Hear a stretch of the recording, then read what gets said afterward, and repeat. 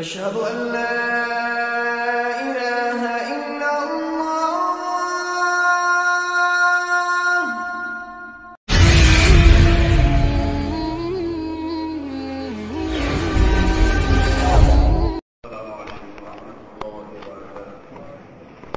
الحمد لله وحده والصلاة والسلام على من لا نبي بعد. আমরা গত জুমাতে ফিকহুল ওয়াকির উপর আলোচনা পেশ করছিলাম। বলা হয়েছিল যে একজন দায়ী যখন দাওয়াতের কাজ করতে যাবে, একজন মুসলিম যখন ইসলামের দাওয়াত দিতে যাবে, তার ফিকহুল ওয়াকি সম্পর্কে জ্ঞান থাকা খুবই জরুরি। ফিকহুল ওয়াকি বলা হয়েছিল যে আমি যাকে দাওয়াত দিচ্ছি তার যোগ্যতা, তার অবস্থান, যে স্থানে আমি দাওয়াত দিচ্ছি সেই স্থানকে চিনে নেওয়া। এ প্রসঙ্গে কিছু আলোচনা আমরা আগেও করেছিলাম। ফিকহুল ওয়াকি এক জিনিস, আর একটা জিনিসকে বাদ দেওয়া আর এক জিনিস। ফিকহুল ওয়াকি এর ভিত্তিতে পরিবেশ, পরিস্থিতি অথবা ব্যক্তির বা সমাজের পরিস্থিতির কারণে কোনো কাজকে বিলম্বিত করা যায়, কিন্তু এর মানে এই নয় যে ইসলামের কোনো বিধানকে আমরা বাদ দিতে পারবো। এখানেই আমাদের সঙ্গে অন্য অনেকের সঙ্গে পার্থক্য। আমাদের সঙ্গে এদেশে যারা ইসলামের বিভিন্ন সংগঠন রয়েছে তাদের সঙ্গে অনেক মৌলিক পার্থক্য রয়েছে। এক নম্বর পার্থক্য তাওহীদ, এক আল্লাহর আনুগত্য, এক আল্লাহর সার্বভৌমত্ব। এখানে আমাদের পার্থক্য। একজন মুসলিম যখন বলে আশহাদু আল্লা ইলাহা ইল্লাল্লাহ, তার মানে হচ্ছে আমি সাক্ষ্য দিচ্ছি আল্লাহ ছাড়া আর কোনো ইলাহা নাই, আর কোনো ইলাহ নাই। ইলাহ মানে কি? ইলাহ মানে হচ্ছে সার্বভৌম ক্ষমতার মালিক নাই। ইলাহ মানে হচ্ছে আমার আইন বিধান দেওয়ার কোনো মালিক নেই। ইলাহ মানে হচ্ছে আমার কোনো মাবুদ নাই, আনুগত্য করবে এমন কেউ নাই ইল্লাল্লাহ, এক আল্লাহ ছাড়া। প্রথমে খালি করা, লা ইলাহা বলে কি করা? আমরা মুসলিম, আমরা সকলেই পড়েছি লা ইলাহা। এই লা ইলাহার মানিটা কি? লা ইলাহা, লা মানে নাই, ইলাহ মানে কোনো মাবুদ, কোনো মাবুদ নাই, সব বাদ, খালি করা হলো। আমি এটা উদাহরণ দিয়ে সবসময় বলে থাকি। একটা পুরাতন বিল্ডিং এ রং করতে গেলে যেমন প্রথমে পুরাতন রংগুলো ঘষে মেজে পরিষ্কার করে ধুয়ে মুছে এরপরে নতুন রং করে, তাহলে রংটা স্থায়ী হবে। ঠিক এরকম ভাবে একজন লোক যখন ইসলামে আসবে তখন তাকে লা ইলাহা বলে অন্তরের থেকে সমস্ত গায়রুল্লাহকে উৎখাত করতে হবে। আল্লাহ ছাড়া যত মাবুদ, আল্লাহ ছাড়া যত ক্ষমতার মালিক, আল্লাহ ছাড়া যত ভাগ্য পরিবর্তন করার মালিক, সব কিছু উৎখাত করতে হবে লা ইলাহা। এখন একটা লোক লা ইলাহাও পড়ে, সে বিশ্বাস করে আমার পীর সাহেব হুজুর আমার অন্তরে ভাগ্যের সব পরিবর্তন করে দিবে। তার কি লা ইলাহা ঠিক আছে? ভাগ্যের পরিবর্তন করা মালিক কে? সন্তান দেওয়ার মালিক কে? রিজিক দেওয়ার মালিক কে? আমার মনের সবকিছু জানেন কে?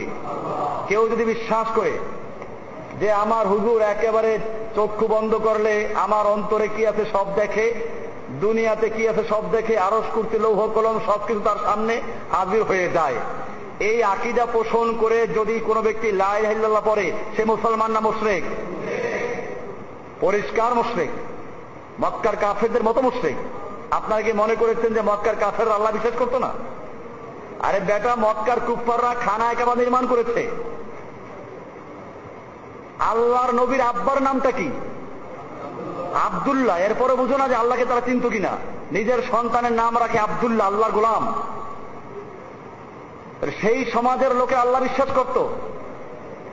আবু জাহেল যে আল্লাহর নবীর সঙ্গে যুদ্ধে লিপ্ত হয়েছিল, সেই যুদ্ধ কি বুশের যুদ্ধ? সেই যুদ্ধ ছিল ধর্মীয় যুদ্ধ। আবু জাহেল মনে করত মুহাম্মদ সাল্লাল্লাহু আলাইহি ওয়াসাল্লাম বিধর্মী হয়ে গেছে, বেদিন হয়ে গেছে। যে কারণে আবু জাহেল বদরের যুদ্ধের আগের রাত্রে এবং যুদ্ধে রওনা হওয়ার আগে খানায় কাবার গিলাফ ধরে আল্লাহর কাছে কান্নাকাটি করেছে। কে? কার কাছে কান্নাকাটি করে? আল্লাহর কাছে। হে রব্বে কাবা, ও হে কাবার রব, আমরা তোমার কাবা নির্মাণ করেছি, আমরা তোমার হাজিদেরকে পানি খাওয়াই। আমরা যে কারণে কোরআন বলছে আজালতুম সিকায়াতাল হাজ্জ ওয়া ইমারাতাল মসজিদ, তোমরা কি মনে করেছো হাজিদেরকে পানি খাওয়ানো আর আল্লাহর ঘর নির্মাণ করা ওই ব্যক্তির মতো যে আল্লাহর প্রতি ঈমান এনেছে এবং যে হিজরত করেছে, জিহাদ করে, তার সমতুল্য হতে পারে? কেন আল্লাহ এই কথা বললেন? কারণ মক্কার কুফফাররা খানায় কাবা নির্মাণ করেছিল। সেইটা আমি অনেকবার বলেছি। এই কাবা নির্মাণ করতে গিয়ে তারা হলফ করেছে। তখন আল্লাহর নবীর বয়স কত ছিল? 35 বছর। নবী তখন যুবক, নবুয়ত প্রাপ্তির মাত্র 5 বছর আগে। সেই সময় মক্কার যারা খানায় কাবার নির্মাণ করনেওয়ালা নেতারা কারা? এই আবু জাহেলরাই। আবু জাহেল, আবু সুফিয়ান, আবুল হাবরা। তারা দারুন নদওয়া, মক্কার সংসদ, সেখানে বসলো। পরামর্শ হচ্ছে খানায় কাবা নির্মাণ করতে হবে, পয়সা দরকার, চাঁদা উঠাও, তবে খবরদার কেউ হারাম পয়সা লাগাবে না। হালাল পয়সা জমা করার জন্য লোক নিয়োগ করে দেওয়া হলো, এক এক গোত্রে এক একজন। তারা চাঁদা জমা করলো, ইঞ্জিনিয়ারদেরকে ডাকা হলো। তারা হিসাব নিকাশ করে বলল, এই পয়সা দিয়ে ইব্রাহিম আলাইহিস সালামের খানায় কাবা যত বড় ছিল অত বড় নির্মাণ করা সম্ভব নয়। তাহলে কি করতে হবে? হয়তো হারাম পয়সা লাগাতে হবে, নতুবা কিছু অংশ বাদ দিতে হবে। মক্কার কুফাররা কি করেছিল? হারাম পয়সা লাগাবার সিদ্ধান্ত করে নাই। তারা বলল, আল্লাহর ঘর নির্মাণ করব, সেখানে হারাম পয়সা লাগাবো, সুদের টাকা লাগাবো, জুয়ার টাকা লাগাবো না, এটা হতে পারে না। প্রয়োজনে আল্লাহর ঘর কিছু বাদ দিয়ে দিব এবং কিছু অংশ ছেড়ে দিয়ে, বাদ দিয়ে, তারপরে তারা কাবা নির্মাণ করে হালাল পয়সা দিয়ে। সেই বাদ দেওয়া অংশ এখন পর্যন্ত গোটা মুসলিম বিশ্বকে কানে আঙ্গুল দিয়ে, চোখে হাত দিয়ে দেখাচ্ছে এই কাবার সেই অংশ, হাতিমে কাবা, হেজরে ইসমাইল, ওই যে দেওয়াল দেওয়া আছে অর্ধেকটা, এটা সেই অংশ যে অংশকে মক্কার কুফফাররা হালাল পয়সার অভাবে বাদ দিয়ে কাবা নির্মাণ করেছিল। তাহলে সেই লোকগুলো আল্লাহ বিশ্বাস করতো না? আবু জাহেলের দাড়ি ছিল না? আবু জাহেলের দাড়ি আমাদের চেয়ে অনেক লম্বা দাড়ি ছিল। কারণ আবু জাহেলকে দাড়ি ধরে তারপর জবাই করে নেওয়া হয়েছে। তার দাড়ি ধরে নিতে হলে ছোট দাড়ির কারোর কাজ চলবে? লম্বা লম্বা দাড়ি ছিল, পাগড়ি পরতো। আবু জাহেল তো আল্লাহ বিশ্বাস করতো না এমন লোক ছিল না। এই জন্য মনে রাখতে হবে, আমাদের সঙ্গে, এই জাতির সঙ্গে প্রথম সংঘাত হচ্ছে লা ইলাহা, এবং এই লা ইলাহার বিশ্বাস যারা করবে, যারা স্বীকৃতি দিবে, তাদের সঙ্গে অবশ্যই কিছু লোকের দূরত্ব হবে। আপনি লা ইলাহা পড়বেন আর আপনাকে ইহুদি খ্রিস্টান বাহাবা দিবে, এটা হতেই পারে না। আল্লাহর নবী যখন লা ইলাহার দাওয়াত দেওয়া শুরু করলেন, মক্কার কিছু লোকেরা ইসলাম গ্রহণ করলো। তার মধ্যে একটা পরিবার ছিল আম্মার ইয়াসের পরিবার। কার পরিবার? ইয়াসের। নামটা মনে রাখবেন, কারণ এরা ইসলামের প্রথম শহীদ। এই পরিবার, ইয়াসেরের পুত্র আম্মার, তার স্ত্রী সুমাইয়া, আবু জাহেল নির্যাতন করছে, নির্যাতন করে করে তাদেরকে নিস্তেজ করে ফেলেছে। আল্লাহর নবী যাচ্ছেন, দেখে শুধু বলছেন, সবরানিয়া আল ইয়াসের, সবরানিয়া আল ইয়াসের, হে ইয়াসেরের পরিবার, ধৈর্য ধারণ করো, ওয়ালিকাউকুম ফিল জান্নাহ, তোমাদের ঠিকানা জান্নাতে। তোমরা সবর করো, তোমাদের ঠিকানা কোথায়? আল্লাহ নবীর এতে করার কিছু ছিল না। ইয়াসের রাদিয়াল্লাহু তাআলা আনহুকে আবু জাহেল 2 পায়ে রশি লাগিয়ে, এরপরে 2টা শক্তিশালী উটের পায়ের সঙ্গে বেঁধে দিয়ে 2 দিকে তাড়া করেছে। আবু ইয়াসের রাদিয়াল্লাহু তাআলা আনহুর 2 পা চিরে সেখানে শাহাদাত বরণ করেন। এরপরে আপনারা জানেন, ইয়াসেরের স্ত্রী সুমাইয়া রাদিয়াল্লাহু তাআলা আনহা, ইসলামের প্রথম শহীদ। সুমাইয়া রাদিয়াল্লাহু তাআলা আনহাকে লজ্জাস্থানে বর্ষা নিক্ষেপ করে তারপরে হত্যা করেছে। এরপরে আম্মার ইবনে ইয়াসির রাদিয়াল্লাহু তাআলা আনহুকে নির্যাতন করেছে। আম্মার নির্যাতন সহ্য করতে না পেরে এক পর্যায়ে মুখে খালি বলল, আমি মুহাম্মদ সাল্লাল্লাহু আলাইহি সাল্লামকে ছেড়ে দিলাম। আবু জাহেল তাকে ছেড়ে দিল। দৌড় দিয়ে আল্লাহর নবীর পায়ের তলে পড়ে গেছে, ইয়া রাসূলুল্লাহ, আমি তো অন্যায় করে ফেলেছি, ইয়া রাসূলুল্লাহ, আমি তো এই কাজ করে ফেলেছি। আল্লাহর রাসূল সাল্লাল্লাহু আলাইহি সাল্লাম বলেন, আম্মার, তোমার অন্তরের অবস্থা কি ছিল? আলহামদুলিল্লাহ, আমার অন্তরে পূর্ণ আপনার প্রতি, আপনার তাওহীদের প্রতি ঈমান ছিল। আল্লাহ তাআলা আয়াত নাযিল করে নবীকে উত্তর জানিয়ে দিলেন, ইল্লা মান উকরিহা ওয়া কলবুহু মুতমাইন্নুম বিল ঈমান। একজন মুমিনের জন্য কোরআন আয়াত নাযিল হয়ে গেল যে, হে নবী, যদি কোনো ব্যক্তি চরম নির্যাতনের শিকার হয়, তাকে হত্যা করার মতো উপক্রম হয়, আর সে যদি অন্তর তার ঈমানের উপর স্থির রাখে, মুখে কোনো কুফরি শব্দ উচ্চারণ করে, আল্লাহ তাকে ক্ষমা করবেন, তিনি ঈমানের উপরে আছেন বলে আপনি তাকে ধরে নেন। এই চরম নির্যাতন করলো। বেলালকে নির্যাতন করা হচ্ছে, জ্বলন্ত আঙ্গার নিচে রেখে, উত্তপ্ত বালুর উপরে সরিয়ে দিয়ে, উপরে পাথর চাপা দিয়ে, তারপরে তাকে নির্যাতন করা হচ্ছে। আর তিনি সে অবস্থায় বলছেন, আহাদ আহাদ আহাদ আহাদ। আল্লাহর নবী দেখছেন, আহাদ ইউনজিকা ইয়া বেলাল, হে বেলাল, তোমার এই আহাদ তোমাকে নাজাত দিবে, সবর করো। আবু বকর সিদ্দিককে গিয়ে বললেন, তিনি কিনে আজাদ করে দিলেন। বুঝতে হবে, লা ইলাহা ইল্লাল্লাহ যখন মানুষ স্বীকৃতি দিবে, যদি বুঝে শুনে বলে, তাহলে তার সঙ্গে সমাজের নাস্তিক, মোরতাদ, ইহুদি, খ্রিস্টান, ধর্মনিরপেক্ষতাবাদী, গণতন্ত্রী, সমাজতন্ত্রী, রাজতন্ত্রী, এই সবাই তাকে বাহবা দিবে, হতেই পারে না। কারণ আপনি আল্লাহ নবীর চেয়ে বড় বুজুর্গ নন, আপনি বেলালের চেয়ে বড় বুজুর্গ নন, আপনার সমাজ আবু জাহেলদের সমাজের চেয়ে কোনো ভালো নয়। কাজেই আপনাকে যখন তারা কিছু বলছে না, তার মানে হচ্ছে আপনার লা ইলাহা ইল্লাল্লাহর অর্থ ঠিক নাই। আমি বলে থাকি, গত জুমা বলেছিলাম হয়তো, যে হযরত সাইয়্যিদ কুতুব রাহিমাহুল্লাহ আশ-শাহীদ, তাকে যখন ফাঁসির বাস্তবায়ন করা হবে, রাতের বেলায় এক মৌলভী সাহেব গিয়ে হাজির হলো। জিজ্ঞেস করলেন, তুমি কে? বলে, আমি জেলখানা মসজিদের ইমাম। আমি আপনার কাছে এসেছি, শুনলাম আপনার ফাঁসি হবে। সরকারের পক্ষ থেকে মুসলমানদের যাদের ফাঁসি দেওয়া হয়, তাদেরকে লা ইলাহা ইল্লাল্লাহ পড়াবার দায়িত্বটা আমার। সাইয়্যিদ কুতুব রাহমাতুল্লাহ আলাইহি আশ্চর্য হলেন, লা ইলাহা ইল্লাল্লাহ বলার কারণে আমার ফাঁসি হচ্ছে, লা ইলাহা ইল্লাল্লাহর উপরে কিতাব লেখার কারণে ফাঁসি হচ্ছে, লা ইলাহা ইল্লাল্লাহর দাওয়াত দেওয়ার কারণে আমার ফাঁসি হচ্ছে। যে সরকার আমাকে লা ইলাহা ইল্লাল্লাহ বলার অপরাধে ফাঁসি দিচ্ছে, আর সেই সরকার তোমাকে লা ইলাহা ইল্লাল্লাহ পড়াবার জন্য পয়সা দিচ্ছে। আমার আশ্চর্য মনে হচ্ছে, আমার মনে হচ্ছে তোমার লা ইলাহা ইল্লাল্লাহ আর আমার লা ইলাহা ইল্লাল্লাহ এক নয়। তোমার লা ইলাহা ইল্লাল্লাহ তাগুতের থেকে পয়সা দেয়, আর আমার লা ইলাহা ইল্লাল্লাহ তাগুতের পক্ষ থেকে ফাঁসিতে চড়ায়। বোঝা গেল লা ইলাহা ইল্লাল্লাহ বুঝে শুনে পড়তে হবে। লা ইলাহা ইল্লাল্লাহ, আল্লাহ ছাড়া কোনো ইলাহ নেই, কোন হেদায়েত দেওয়ার মালিক নেই, কোন পীর হেদায়েত দিতে পারবে না। এখানে দুই দলের সঙ্গে আমাদের পার্থক্য হয়ে গেল।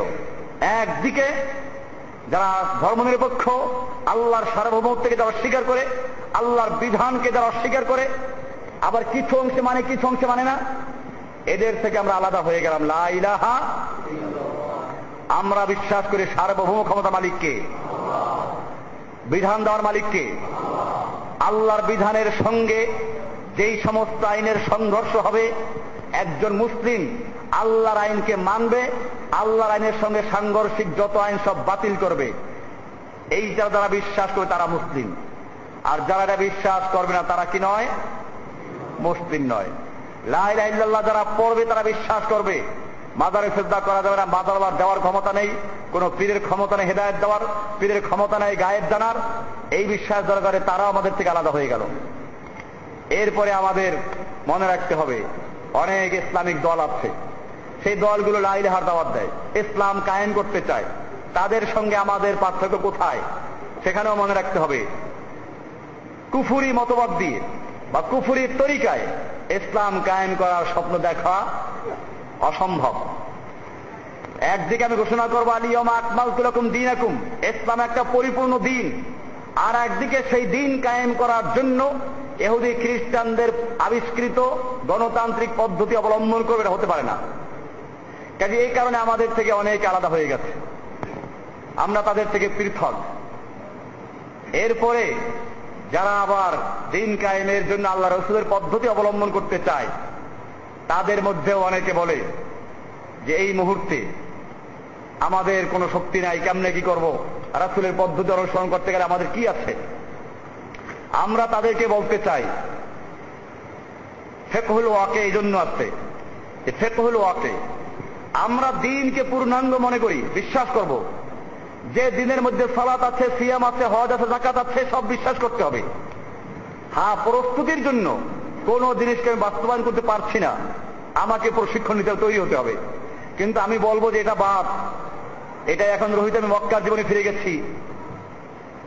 তাহলে আপনি মক্কার জীবনে ফিরে গেলেন, মদিনায় কবে আসবেন আমার জিজ্ঞাসা। মদিনায় আপনি কবে আসবেন, আর মক্কা আপনি কবে বিজয় করবেন? জেনে রাখুন আল্লাহর রাসূল সাল্লাল্লাহু আলাইহি ওয়াসাল্লাম পরিষ্কার বলেছেন, লা তাযালু তায়ফাতুম মিন উম্মতি ইউকাতিলুনা আলাল হক। আবু দাউদ এবং মুসলিমের সহিহ হাদিস, আমার উম্মতের একটা দল কিয়ামত পর্যন্ত আল্লাহর রাস্তায় লড়াই করতে থাকবে, যারা কারো পরোয়া করবে না, কে তাদের সাহায্য করলো কে সাহায্য করলো না, এই পরোয়া তারা করবে না। আর এক হাদিসে আল্লাহ রাসূল বলেছেন, আল জিহাদু মাদিন ইলা ইয়াউমিল কিয়ামা, জিহাদ কিয়ামত পর্যন্ত অব্যাহত থাকবে। আর এক হাদিসে বলেছেন, আল জিহাদু মাদিন মুযবাথানি আল্লাহু তাআলা ইলা আন ইউকাতিলা আখির হাযিল উম্মতি দাজ্জাল লা ইবতিলহু জাওরু জায়র ওয়ালা আদলু আদিল। যেদিন থেকে আল্লাহ রাব্বুল আলামিন আমাকে জিহাদের হুকুম দিয়ে প্রেরণ করেছেন, সেই দিন থেকে জিহাদ শুরু হয়েছে এবং দাজ্জালকে হত্যা করা পর্যন্ত এই জিহাদ চলতে থাকবে। এটাকে কোনো জালেমের জুলুম, কোন অত্যাচারী অত্যাচার এবং কোন ন্যায়পরায়ণ ব্যক্তির ন্যায়পরায়ণতাকে বাদ দিতে পারবে না। প্রত্যেকটা সহিহ হাদিস। কাজে যারা বলে যে জিহাদ আমাদের দরকার নেই, আমরা দিন কায়েম করব এখন মক্কার জীবনে ফিরে গিয়ে, এরাও গুমরাহির মধ্যে আছে। এই জন্য মনে রাখতে হবে আল্লাহর রাসূল সাল্লাল্লাহু আলাইহি ওয়াসাল্লাম সেজন্যই বলেছেন, বাদা আল ইসলামু গরীবান ওয়া সায়াউদু কামা বাদা গরীবান ফাতুবা লিল গুরাবা। আপনি বলবেন যে এরকম লোক কতজন, তার জবাব এটা মুসলিমের সহিহ হাদিস। আল্লাহর রাসূল সাল্লাল্লাহু আলাইহি ওয়াসাল্লাম বলেছেন, ইসলাম শুরু হয়েছে গরীব মানে অপরিচিত অবস্থায়। গরীব মানে মুসাফির, গরীব মানে পথিক, যাকে কেউ চিনে না। আপনি ঢাকা শহরে নতুন আসলেন, আপনার কোনো আত্মীয় স্বজন নাই, বন্ধু বান্ধব নাই, কেউ আপনাকে চিনে না। আল্লাহ রাসূল সাল্লাল্লাহু আলাইহি ওয়াসাল্লাম বলছেন যে ইসলাম এরকম গরীব অবস্থায়, অপরিচিত অবস্থা শুরু হয়েছে। এরপরে বলছেন ওয়া সায়াউদু কামা বাদা গরীবান, এবং অচিরেই ইসলাম আবার সে অবস্থায় ফিরে যাবে যেরকম শুরু হয়েছিল, অপরিচিত অবস্থায়। আমরা দেখতে পাচ্ছি এখন ইসলামের সেই আদর্শ কোথায়, যে ইসলাম সাহাবায়ে কেরামদের ছিল। সাহাবায়ে কেরামদের ইসলামের মধ্যে আলাদা কোনো সংবিধান ছিল না। সাহাবায়ে কেরামদের ইসলামের মধ্যে আদালতে এক ইসলাম, সংবিধানের বাইরে আর এক ইসলাম, মসজিদে এক ইসলাম এরকম ছিল না। সাহাবায়ে কেরামদের ইসলামের কেন্দ্রবিন্দু ছিল মসজিদ, আদালত ছিল মসজিদ, মেহমানখানা ছিল মসজিদ, রাষ্ট্রভবন, গণভবন সব ছিল মসজিদ কেন্দ্রিক। এখান থেকে আলাদা হয়ে যায় নাই। সাহাবায়ে কেরামদের ইসলামে কোনো তরিকা ছিল না, চিশতিয়া তরিকা ছিল না, কাদিয়া তরিকা ছিল না, নকশবন্দিয়া, মুজাদ্দিদিয়া, এই দেশে কত তরিকা। সাহাবায়ে কেরামদের বিশ্বাস ছিল না কোন ব্যক্তি খাদা বাবা, কোন ব্যক্তি গাদা বাবা, কোন ব্যক্তি ল্যাংটা বাবা, কোন ব্যক্তি গন্ধে বক্স, কোন ব্যক্তি আতা বক্স, কোন ব্যক্তি গরিব নেওয়াজ। এইগুলো সব শিরকি। গাউসুল আজম, মানুষ কখনো গাউসুল আজম হতে পারে না। মহাখালীতে ঢুকলে গুলশানে যাওয়ার পথে দেখবেন বাম পাশে একটা মসজিদ আছে, নাম কি? গাউসুল আজম মসজিদ। গাউস মানে ত্রাণকর্তা, বিপদে উদ্ধারকারী। আল আজম মানে সবচেয়ে বড়, সবচেয়ে মহান ত্রাণকর্তা কে? ওখানে লেখা আছে গাউসুল আজম আব্দুল কাদের জিলানী। মুসলমান না মুশরিক? বলতে ভয় লাগে। পরিষ্কার হতে হবে, মুশরিককে মুশরিক বলা ঈমানের দাবি, এটা ক্লিয়ার হতে হবে। যেই মুসলমান বিশ্বাস করে কোন মানুষ গাউসুল আজম, যেই মুসলমান বিশ্বাস করে কোন মানুষ খাজা নওয়াজ, গরিব নওয়াজ, বান্দা নওয়াজ, আতা বক্স, গঞ্জে বক্স সব দিয়ে দেয় মানুষকে, সেই ব্যক্তি মুসলিম না মুশরিক? পরিষ্কার মুশরিক। কাজে মনে রাখতে হবে, মুশরিকদের চিনতে হবে। যেই লোকগুলো মাজারে গিয়ে কুমিরের পূজা করে, যেই লোকগুলো মাজারে গিয়ে কচ্ছপের পূজা করে, যেই লোকগুলো মাজারে গিয়ে গজার মাছের পূজা করে, যেই লোকগুলো মাজারে চাদর দেয়, পয়সা দেয়, টাকা দেয়, আগরবাতি মোমবাতি দেয়, এই লোকগুলো মুসলিম না মুশরিক? যেই লোকগুলো সার্বভৌমত্বের অধিকারী মনে করে জনগণকে, জনগণ সমস্ত ক্ষমতার মালিক, এই বিশ্বাস করে যারা ভোট দেয়, যারা এমপি বানায়, যারা এরকম মানব রচিত আইন রক্ষার জন্য যারা হলফ করে, আপনি তাদের কি বলবেন? এটা আমি বললাম না। যাই হোক, লা ইলাহা ইল্লাল্লাহ পরিষ্কার হতে হবে, লা ইলাহা ইল্লাল্লাহ পরিষ্কার হতে হবে। মুসলিম হবেন তো পুরো হবেন। কোরআনে সুন্দর বলেছে, আল্লাহ কি সুন্দর করে বলেছেন যে একদল মানুষ আছে এরকম, ইয়াকুলুনা নুমিনু বিবাদিন ওয়া নাকফুরু বিবাদ, যারা বলে আমরা কিছু ঈমান আনি, বিশ্বাস করি, কিছু মানি না। এতে হয় কি? দুই একটা না মানলে হয় কি? এই আল্লাহর চোরের হাত কাটা বিধানটা মানি না। মদ হারাম, এইটা লাইসেন্স দেয় মাঝে মধ্যে। সুদ হারাম, এইটা ব্যাংকের লাইসেন্স দেওয়ার মাধ্যমে হালাল করে দিই। জেনারেল বিচার হারাম, এটা পতিতালয় লাইসেন্স দিয়ে আমরা হালাল করে দিই। এতে কি ঈমান যায়? একদল আছে নামাজ না পড়লে কি হবে, ঈমান ঠিক আছে। এরাও চিন্তা করে মদের লাইসেন্স দিলে কি হবে, ঈমান ঠিক আছে। সুদ খাইলে কি হবে, ঈমান ঠিক আছে। ঘুষ খাইলে কি হবে, ঈমান ঠিক আছে। আল্লাহর আইন হুদুদুল্লাহ না মানলে কি ঈমান ঠিক আছে? আপনি কি এর সাথে একমত? আল্লাহ কোরআনে কি বলছেন শুনুন, সূরা নিসার 150 এবং 11 নম্বর আয়াত, ওয়ায়াকুলুনা নুমিনু বিবাদিন ওয়া নাকফুরু বিবাদ, যারা বলে কিছু মানবো কিছু মানবো না। ওয়ায়ুরিদুনা আন ইয়াত্তাখিযু বাইনা যালিকা সাবিলা, যারা এই দুইয়ের মাঝে তৃতীয় আর একটা রাস্তা তৈরি করতে চায়। একটা ইসলামের সঠিক রাস্তা, আর একটা হলো কুফরি রাস্তা, এর মাঝখানে আর একটা হচ্ছে তৃতীয় রাস্তা, কিছু ইসলামের কিছু কুফফারদের। এই দুইটা ধার করে তৃতীয় আর একটা রাস্তা তৈরি করতে চায় মডারেট ইসলাম। এটার নাম কি? মডারেট ইসলাম, মধ্যমপন্থী ইসলাম। মধ্যমপন্থা বলতে কিছু আছে নাকি? এটা বুশ ভালো করে বুঝছিল। বুশ সে পরিষ্কার করে দিয়েছে, হয়তো আমাদের সঙ্গে নতুবা আমাদের শত্রুদের সঙ্গে মাঝামাঝি কোনো অবস্থান নাই। আমরা এই জন্য বুশকে ধন্যবাদ জানাই যে তুমি ঠিক বুঝতে পেরেছ। ইসলাম এটা বলে, সূরা দাহারে আছে, ইম্মা শাকিরাও ওয়া ইম্মা কাফুরা, হয়তো মুসলিম হও নইলে কাফের হও, দুইয়ের মধ্যে তৃতীয় কোনো রাস্তা নেই। যারা তৃতীয় রাস্তা তৈরি করতে চায়, আল্লাহ তারা এদের সম্পর্কে কি বলছেন? উলাইকা হুমুল কাফিরুনা হাক্কা, এরা হচ্ছে কি হক কাফের, একেবারে আসল কাফের, একেবারে প্রকৃত কাফের। কে বলছেন এটা? আল্লাহ বলছেন। এই জন্য মনে রাখতে হবে যে আল্লাহ সুবহানাহু ওয়া তাআলা দ্বীনের মধ্যে কোনো গোলমাল রাখেন নাই, কোনো অপরিষ্কার কিছু রাখেন নাই। ইসলামটাকে আল্লাহ তাআলা পরিষ্কার করে দিয়েছেন। এই জন্য একজন মুসলিম আত্মসমর্পণ করবে কার কাছে? একজন মুসলিম সর্বময় ক্ষমতার মালিক বিশ্বাস করবে কাকে? না কোনো খাজা বাবাকে? এই যে টিয়া পাখিওয়ালারা আছে, এরাও গায়েব জানে। টিয়া পাখি একটা রাস্তা নিয়ে বসছে আর কি হাত দেখায়, হাত দেখে সে বলতে থাকে ভবিষ্যৎ কি হবে। ওই যে কাহিনী একটা ঘটছিল আমাদের এখানে আগে, নাম হতো ঈসা আব্দুল্লাহ। ও এক টিয়া পাখিওয়ালাকে ধরে জিজ্ঞেস করে, হাতটা করে দেখো তো কি আছে। তো হাতটা দেখে গুনে টুনে বলল, অনেক কিছু বলল। এরপরে সে মারল এক থাপ্পড়, আরো টিয়া পাখি দিয়ে উড়িয়ে দিল সব। আগে ভাই কি করলেন, কি করলেন? আরে বেটা, তুই আমার হাত দেখে এত কিছু বললি, তুই কি আমার হাতে দেখলি না হাতটা এখন তোকে থাপ্পড় মারবে? এটা দেখলি না? তোর টিয়া পাখিটা বলে দেয় নাই যে এই হাতটা এক মুহূর্ত পরে তোর গালে থাপ্পড় মারবে? এই জন্য মনে রাখতে হবে, আমার দেশে বহু দরগা আর দরগা তৈরি হয়েছে। এজন্য একজন মুসলিমকে বিশ্বাস করতে হবে গায়েবের মালিক কে, সবকিছু জানেন কে, ভাগ্যের পরিবর্তন ঘটায় কে, রেজেক দেওয়ার মালিক কে, ব্যবসা বাণিজ্য দোকানে উন্নতি দেওয়ার মালিক কে? না কোনো মাজারওয়ালা, কোনো খাজা বাবা, দরগাওয়ালা, দুর্গাওয়ালা, পীরওয়ালা, কেউই না। এই বিশ্বাস স্থাপন করে সে হয় মুসলিম। সে হয় কি? তার নাম মুসলিম। মুসলিম মানে কি? এক আল্লাহর হুকুমের সামনে আত্মসমর্পণকারী বান্দা। এটাই হচ্ছে লা ইলাহা ইল্লাল্লাহর মধ্যে কোনো আর তরিকা নাই। মুসলিমদের তরিকা কয়টা? একটা। সরল রেখা কয়টা? আর বক্র রেখা কয়টা হয়? অনেকগুলো। কোরআনই বলছে ওয়ালাল্লাহি কাসদুস সাবিল ওয়া মিনহা জায়ের। আল্লাহর রাস্তা সোজা রাস্তা, আর বাঁকা রাস্তা অনেকগুলো।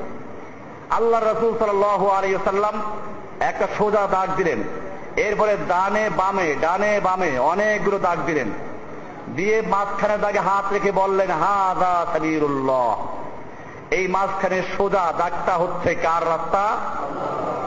আল্লাহর রাস্তা। আর এই যে ডানে বামে অনেকগুলো রাস্তা, এগুলো হচ্ছে শয়তানের রাস্তা। কিসের রাস্তা? ওয়াহাদিস সুবুলুস শায়াতিন।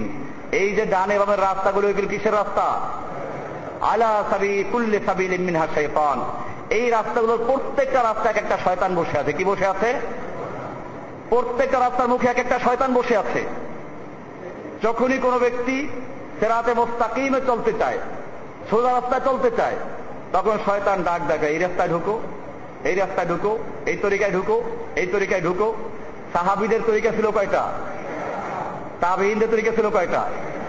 আজকে আমাদের দেশে যে হাজার তরিকা। আমি জিজ্ঞেস করতে চাই, এই যে দেশে ইমাম আবু হানিফা রাহিমাহুল্লাহকে অনুসরণ করা হয়, ইমাম আবু হানিফার তরিকা ছিল কয়টা? উনি কোন তরিকার ছিলেন? ইমাম বুখারী কোন তরিকার ছিলেন? ইমাম মুসলিম কোন তরিকার ছিলেন? ইমাম শাফিঈ কোন তরিকার ছিলেন? ফিকহি মাসলার ক্ষেত্রে তারা ইখতিলাফ করেছেন, যে তারা এই সমস্ত কোন তরিকার মধ্যে ছিলেন না। এই জন্য মনে রাখতে হবে, আমাদের মুসলিমদের আকীদা বিশ্বাসের মধ্যে অনেকগুলো মাকড়সার জ্বালা ঢুকেছে, শয়তানের অনেক তরিকা ঢুকে গেছে। এই সব তরিকাগুলো বর্জন করে আমাদের একটা তরিকা আছে, সেই তরিকার নাম কি? রাসূলের তরিকা। কার তরিকা? রাসূলের তরিকা। আমরা সেই আদর্শ রাসূলের শিক্ষা। আজকে মুসলিমরা আকীদার ক্ষেত্রে যেমন এতিম, এরকম সব ক্ষেত্রে এতিম। আজকে ইহুদি খ্রিস্টান আমাদের দেশ দখল করতেছে সুকৌশলে। আপনারা জানেন যে পাহাড়ে পর্বতে যারা বসবাস করে, এরা এক মুঠ গমের জন্য, 5টা টাকার জন্য তারা যে কোনো কাজ করতে পারে। ইসলামের এই কাজগুলো ছিল, আল্লাহ রাসূল সাল্লাল্লাহু আলাইহি ওয়াসাল্লাম গরিবদের সাহায্য করেছেন, এরকম ভাবে অসহায় মানুষদের সাহায্য করেছেন। আজকে খ্রিস্টানরা ওখানে গিয়ে, ওই সব এলাকায় গিয়ে সাহায্য করছে, হাসপাতাল নির্মাণ করছে। এরপর যখন দেখে যে তাদের ধর্মীয় একজন আলেম, খ্রিস্টানদের একজন আলেম, সে ওখানে বসে একজন রুগীর সেবা করছে, একজন রুগীর পেটে পীড়া হয়েছে, তার পায়খানা পরিষ্কার করছে একজন আলেম, তখন ওই লোকটাকে আর কিছু বলা লাগে না। সে আসতে কোথায় যায়? খ্রিস্টানদের কাছে যায়। আমাকে একজনে বলল যে সে পাহাড়ি অঞ্চলে গেছে, এখানে একটা মসজিদ ছিল, মসজিদের একটা লেট্রিন আছে, লেট্রিন। ওর পায়খানার বেগ হলো, সকালে গিয়ে নামছে, সারা রাত্র গাড়িতে। মসজিদের ইমাম সাহেব নাক টেনে ঘুমাচ্ছে সকালবেলা ফজর পরে। তো দরজা নক করে বললো আমার একটু বাথরুমের চাবিটা দরকার। ইমাম সাহেব চাবি দিল না। এটা ফলো করছে এক খ্রিস্টান, ফলো করে তাকে ডাক দিল যে আসো আমাদের এখানে আছে। সে তার চার্জে নিয়ে তারপরে তাকে বাথরুমে নিয়ে পরিষ্কার, তারপরে আরো যা তাকে পানি পানি সব আগাই দিল। আজকে আমাদের মনে রাখতে হবে ইমাম সাহেবের ভূমিকা কি হলো আর ওই লোকটার ভূমিকা কি হলো। আমি যদি কোনো বিশ্বস্ত লোকের থেকে না জানতাম, বিশ্বাস করতাম না। কিন্তু দেখি যে আমরাও এরকম সমস্যা করি, সফরে থাকি তো এই সমস্যা অনেক সময় আমরাও পড়ি। তো যাই হোক, আমাদের মনে রাখতে হবে, আপনি যতই চেষ্টা করেন ইসলামের কথা বলেন, বাস্তবে যদি আপনি ময়দানে কাজ না করেন, আপনার ইসলামের দাওয়াত পূর্ণ হবে না। আজকে আমি বললাম যে খ্রিস্টানদের সাহায্য নিয়েন না আপনি। লোকেরা বলো আমাকে সাহায্য করো, আপনি যাকাতের টাকা দিলে শাড়ি দিয়ে শেষ। এতে ওই লোকটার উপকার কি হলো? পাতলা একটা শাড়ি, আর ওই শাড়ি আনার জন্য পায়ের নিচে পড়ে লোক মারা গেল। এই কি যাকাতের অর্থ?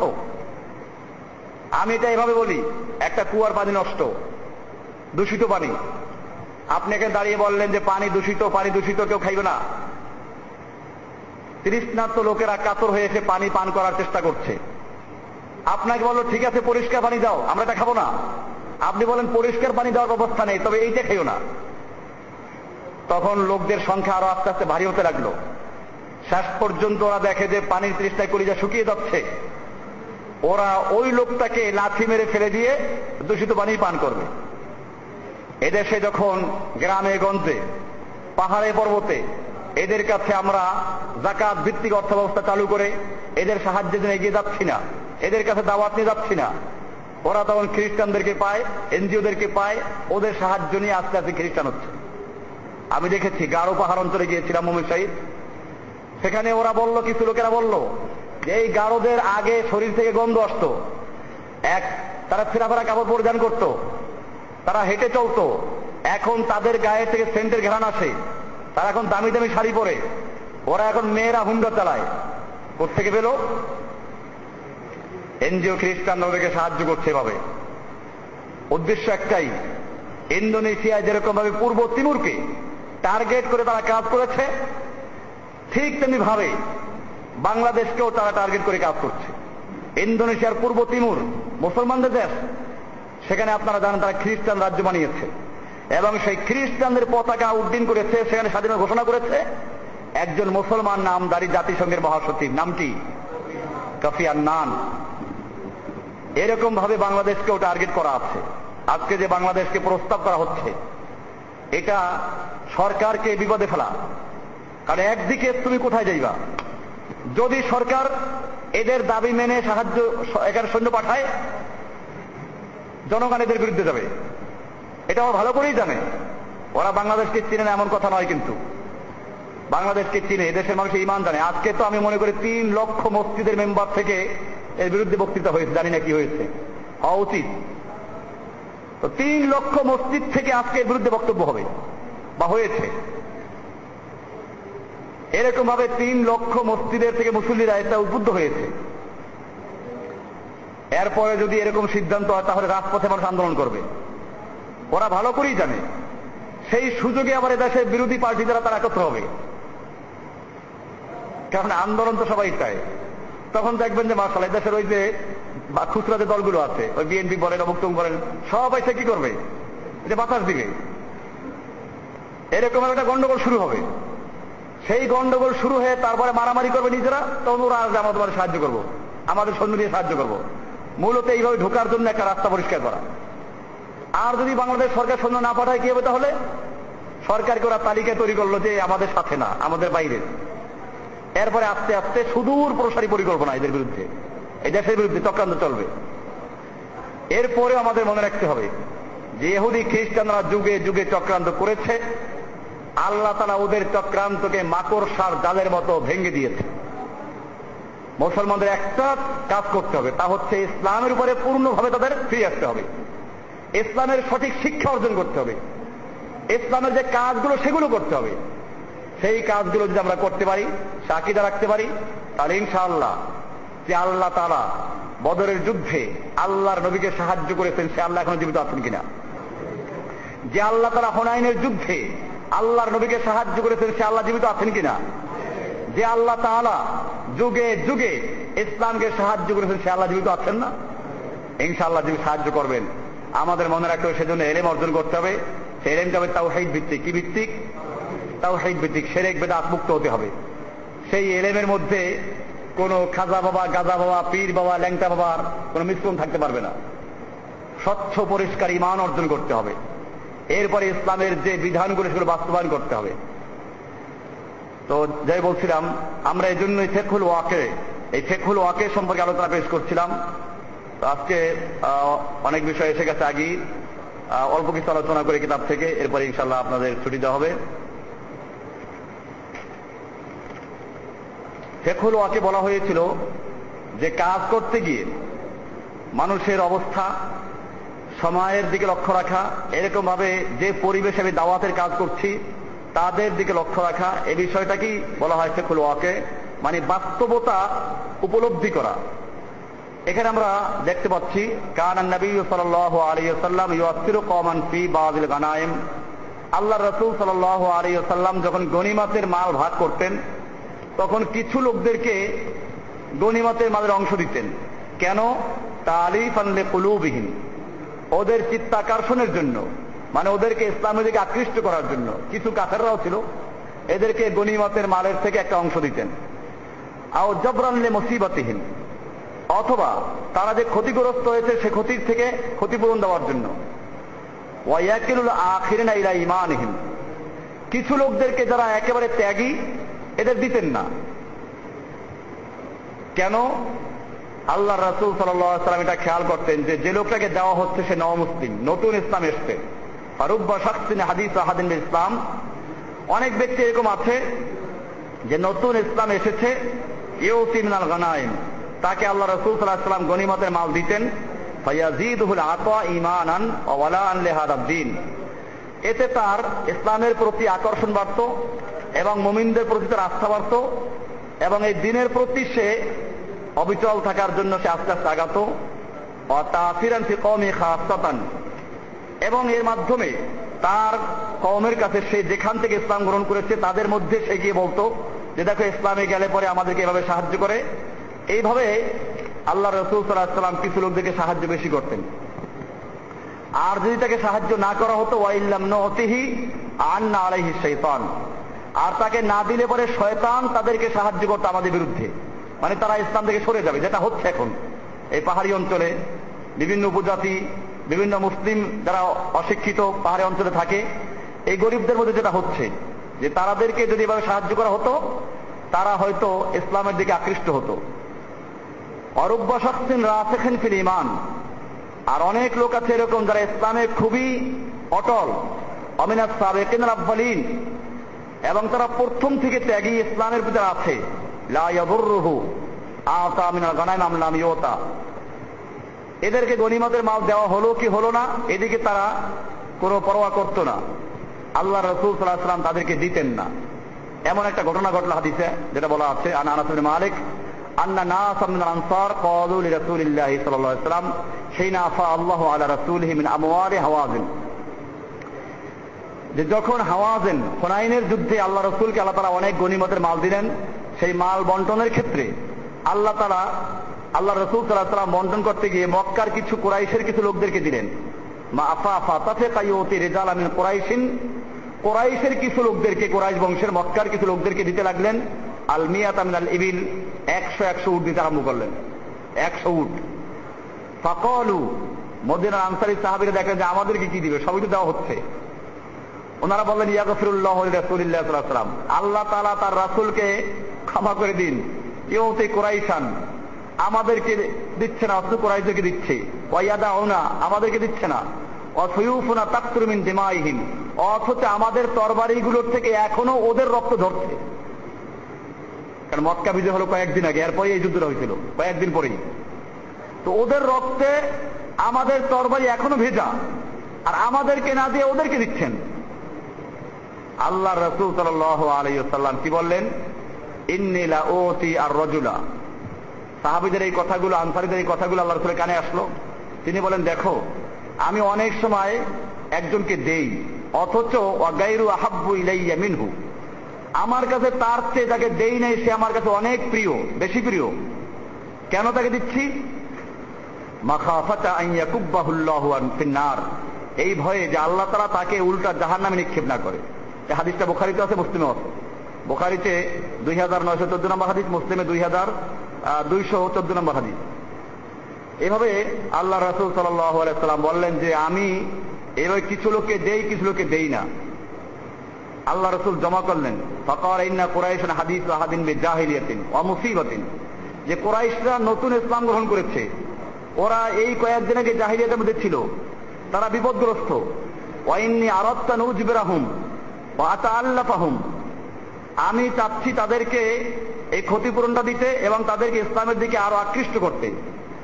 আমা তার দাও না, তোমরা কি চাও না যে আইয়ার জিয়ান নাস বিদুনিয়া অত্যার জিওনা বিরাসূলিল্লাহি ইলা বুয়ুতিকুম, যে মানুষেরা এই বকরি, ভেড়া, দুম্বা, ছাগল, উট নিয়ে চলে যাক, আর তোমরা আল্লাহর রাসূলকে নিয়ে তোমাদের ঘরে ফিরবে। কি কথা! ওদের আনসারদেরকে বলছেন যে লোকেরা এই গনিমতের মাল, উট, ভেড়া, বকরি, দুম্বা নিয়ে চলে যাবে, আর তোমরা আল্লাহর রাসূলকে নিয়ে ঘরে ফিরবে, এতে কি তোমরা সন্তুষ্ট নও? ক্বালু বালা, আনসারে বলে অবশ্যই ইয়া রাসূলুল্লাহ, আমরা এটাকেই অগ্রাধিকার দিচ্ছি।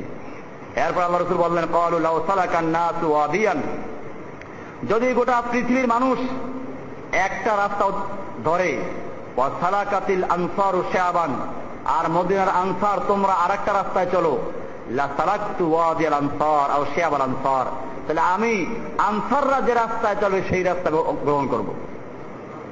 এইভাবে আল্লাহ রাসূল পরিষ্কার করে দিলেন।